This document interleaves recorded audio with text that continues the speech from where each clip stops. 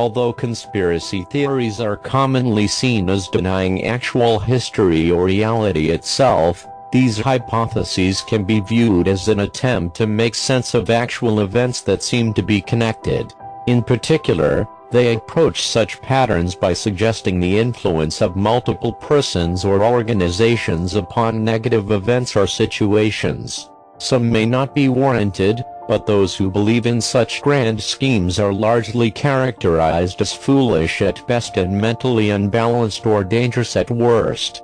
However, their bad reputation is because conspiracy theories fundamentally go against common beliefs and cannot be directly proven, at least at first. Here is your guide to those theories that turned out to be true, and left the public scratching their heads in confusion.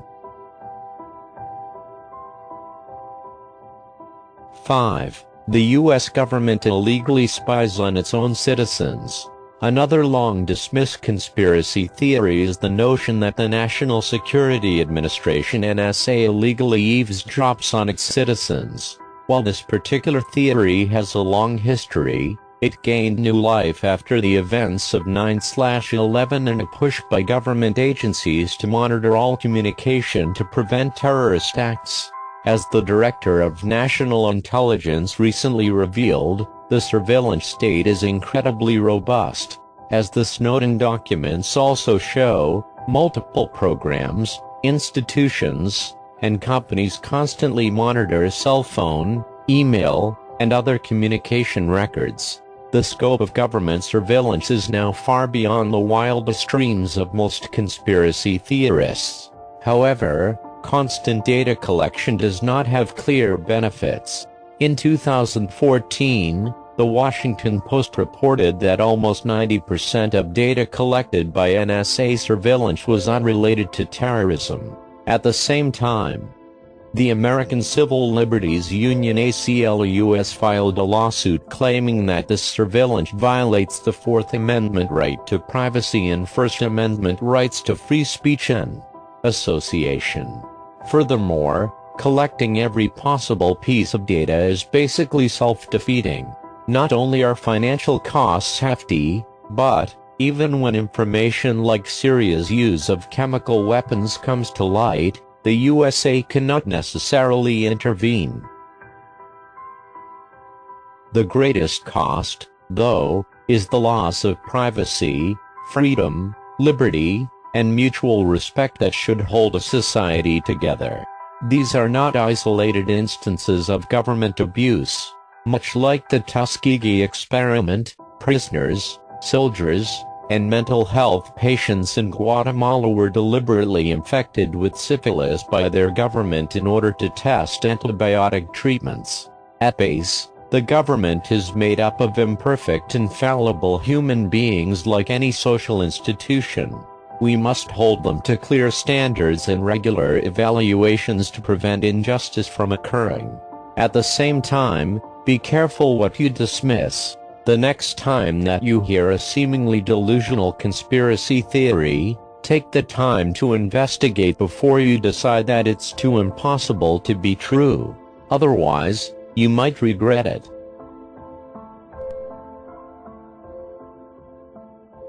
4. Operation Northwoods. In the past, supposedly wacky conspiracy theorists proposed that the United States military had developed plans to provoke war with Cuba.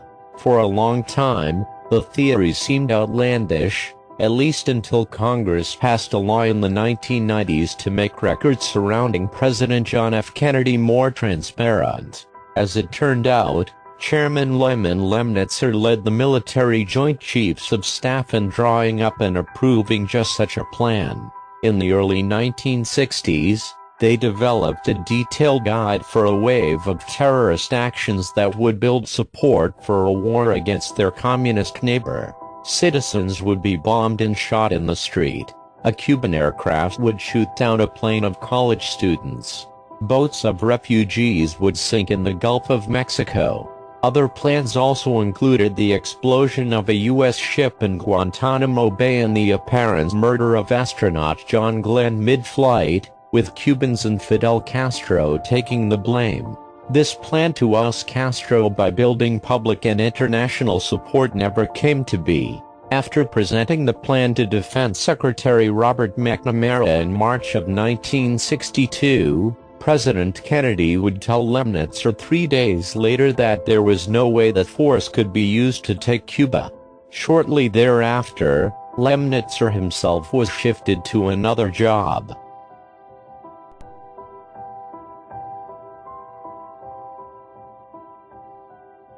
(3) Operation Mockingbird. Although contemporary media often face critiques for seemingly collaborating with government officials, the CIA once actively tried to control mass media outlets. Near the beginning of the Cold War, Director of the Office of Special Projects Frank Wisner launched a top-secret project to buy influence at major media outlets.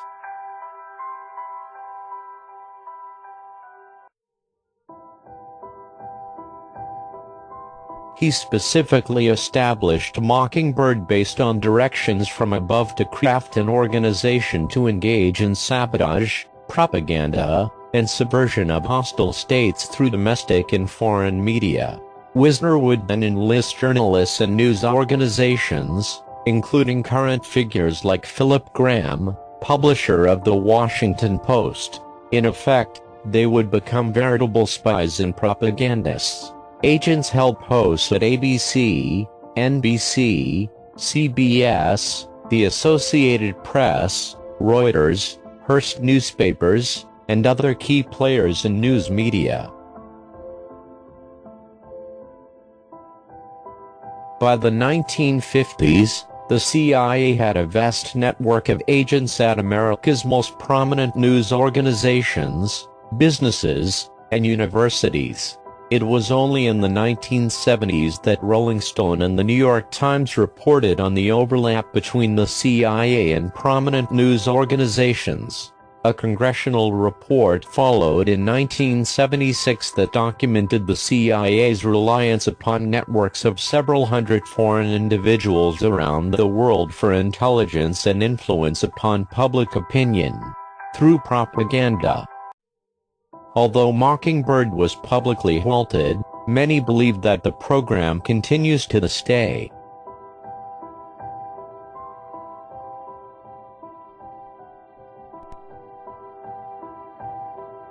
(2) Project MKUltra. For a long time, the United States government denied that the Central Intelligence Agency CIA had been running experiments on citizens from the 1950s onwards. However, a Freedom of Information Act filing in 1977 brought 20,000 previously classified documents to light that would lead to a series of Senate hearings on the CIA's mind control program. When all was said and done, the evidence clearly showed that the government had organized the treatment of American citizens with drugs, hypnosis, subliminal persuasion, sensory deprivation, electroshock therapy, verbal and sexual abuse, and even torture. The goal of all such methods was to experiment with behavioral modifications in the hopes of developing programming for government agents. Despite the large amount of damning evidence involved, CIA Director Richard Helms most likely destroyed the most damning files on MKUltra in 1973. Furthermore, the government contracted out such projects out to over 80 different pharmaceutical companies, prisons, hospitals, and universities. As a result, a great deal of the program's operations remains unclear. To this day, as well, no one has been brought to justice for this abusive program or the negative impacts upon participants.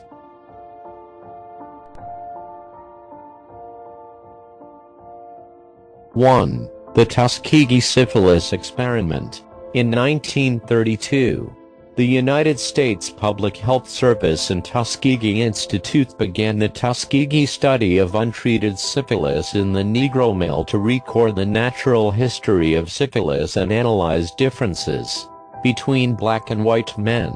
The study involved 600 black men in Macon County, Alabama, 399 of whom had contracted syphilis and 201 of whom had not.